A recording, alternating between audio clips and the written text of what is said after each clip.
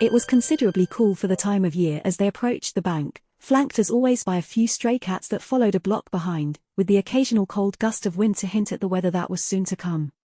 It was an intimidating building of stone with tall pillars on either side of its doors, too plain to catch the eye but too dreary to go unnoticed. Milo pulled open the door and swept a hand inward, allowing Grendel to pass. There were few people in sight in the plainly decorated lobby of cold tile and grey carpet. They made their way to the front desk and beyond it, into a stairwell in the back that led down to the basement. The bank was a front for the organization that ruled the Kaw-sekhmu.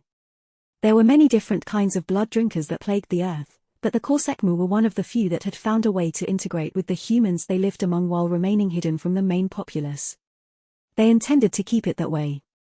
A few scattered lanterns tried to light the room. There was a small window behind the desk, which may have given the illusion of space in the cramped little lobby but did nothing to add to the light.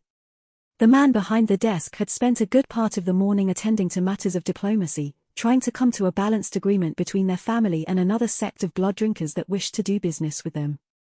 The only thing worse than dealing with humans was dealing with the self-aggrandizement of other blood drinkers, and the only thing worse still was the sight of his two visitors walking through his door. He ran his hands through his short, thinning sandy hair and let his hands fall to the desk. "What?" he spat. "What could you possibly want from me today, of all days?" "Good day to you too, Fabian," Milo said with a cold smile. Grendel tossed himself into the chair in front of the desk and explained. The lines of anger on the man's forehead smoothed away, leaving a blank stare. By the time Grendel finished, he was rubbing his temples. "Let me get this straight," Fabian began. "You need a new bedroom set because you threw yours out the window? And why was that?" Grendel, with his hands folded in his lap and trying his best to look professional, smiled encouragingly. "Because there was a stain on the wall," he said. "I needed to repaint." Fabian blinked a few times. "You wanted to paint?" "Yes." Grendel slowly turned to Milo, who was sitting back in his own chair, legs folded, picking at something under his fingernail. Milo only glanced up for a moment before turning his attention back to himself. "Couldn't you have done that without tossing the furniture out the window?" Fabian asked through gritted teeth. "But then I could have gotten paint on them," Grendel argued, a grin forming at the corner of his mouth as he leaned back in his chair. Fabian threw his hands up in anger. "Why couldn't you have put sheets over them like a normal person?" He thought it over, then shrugged his shoulders. "But it was in the way."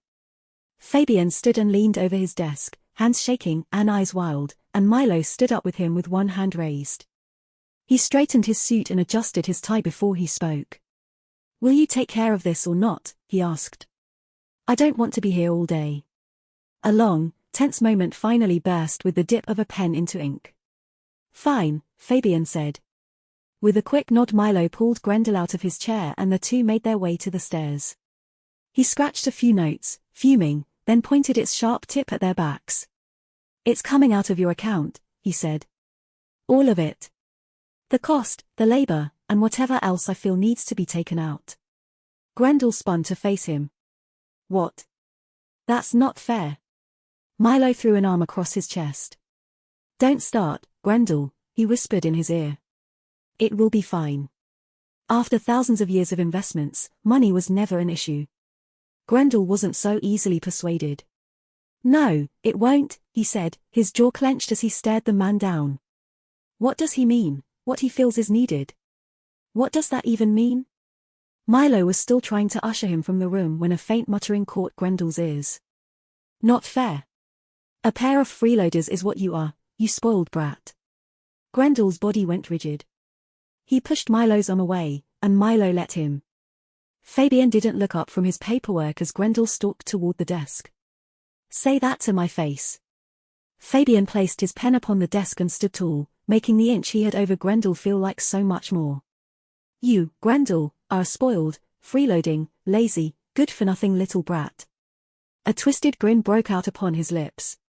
"You may have wiggled your way into having everyone else turn a blind eye to your nonsense, but I see you for what you really are, a weak, powerless disgrace to the family.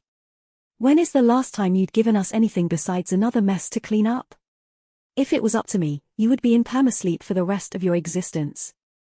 The two stood frozen to the spot. The rage on Grendel's face had slowly turned to horror. Milo slipped in from behind and tightened his grip around Grendel's waist. "Thank you, Fabian, for your help," Milo said quietly.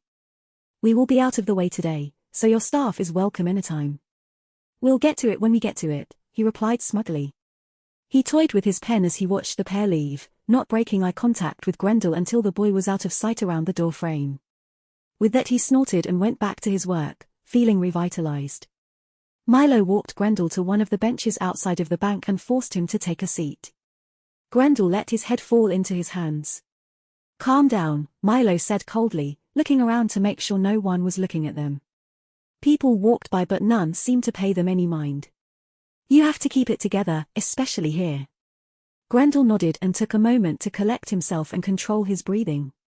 A young tabby cat hopped up onto the bench beside him and pawed at his coat for attention, and he put a hand upon its head. When he looked up at his friend, Grendel's eyes were dull and hopeless. "I'm fine," he said calmly. Milo absently patted his chest. "I forgot something in there," he said, looking back to the bank. "It will only take a minute. Will you be all right out here on your own?" Grendel nodded and pulled his knees up to his chest, letting his head rest upon them. Without realizing it, he began to pet the cat, who purred and headbutted his hand. Milo left them and re-entered the bank with an icy stare. One of the lamps went out. Fabian glanced over toward it and scowled, but he was riding high on adrenaline and nothing could sour his mood. He turned back to his papers. Out of the corner of his eye, he saw the flame from another lamp dwindle and die. He stared at it curiously. Its oil reserves should have been good for hours. He realized what was happening just in time to spin and watch the lamp on his desk grow dim. The flame traveled down the wick and away, a chain of little embers that soared through the air and twirled around Milo's outstretched fingers. The flickering tongues began to grow, feeding into each other, merging into one great flame that danced in the palm of his hand. The light of the flame only deepened the shadows across his face as he slowly approached the desk. Confusion turned to anger, and anger to panic. Fabian threw himself to his feet with a snarl. "You wouldn't dare!" Milo's burning hand curled around his neck. Fabian cried out as his flesh began to sizzle and char. He clawed at Milo's hand, but the fire blistered his fingers as he tried to escape. The sight of him writhing, eyes wide and teeth bared, made the corner of Milo's lips rise. He let Fabian fall to the floor and crouched beside him, allowing the flames to return to their rightful places upon the lamps. The lights had no effect on the dark tendrils of shadow that emanated from Milo, surrounding the two of them. Fabian's skin healed as quickly as it had been burnt. "You're going to pay for that, Milo," he hissed as he pushed himself up from the floor. "Am I, now?" he answered calmly. Both hands lashed out and snared Fabian's head between them. "You know, there are parts of your brain that can make you feel anything at all with no reason." Milo's grip tightened around his head, his thumbnails burrowing into his temples. "I have been around a long time. Long enough to study them well. I can make you feel anything I want you to feel."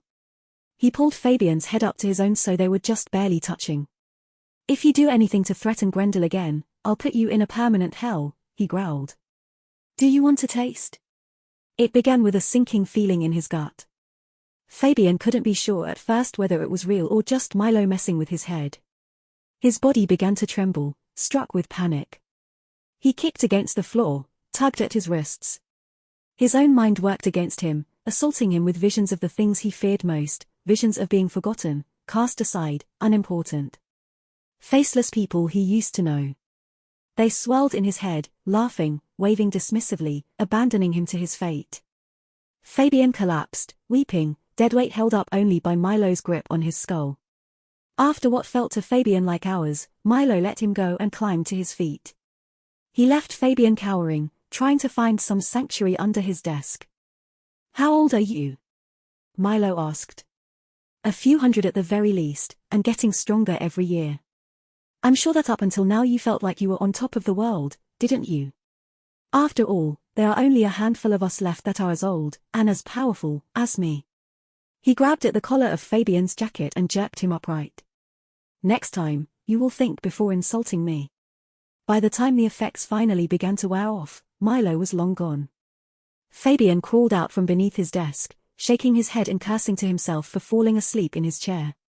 The nightmare, for that's what it must have been, was fading, but he couldn't shake the feelings it had brought. He reached with shaking fingers for his pen and ink and started on the paperwork for Grendel's furniture request. Molly sat at the back of the wagon she and Richard shared, twiddling her fingers as she watched him pass back and forth. "Richard, sit down," she said in frustration. "Everything is packed. There is nothing you can be doing right now." He ignored her for one more pass, but there truly was nothing left to be done. It was just a matter of waiting for those at the front of the caravan to start moving. Reluctantly he sat beside her. He tapped the side of the wagon, looking from one side of the field to the other. "You know," she said cautiously, "I don't think you would be so anxious if you weren't always on the go." He never took his eyes off the horizon.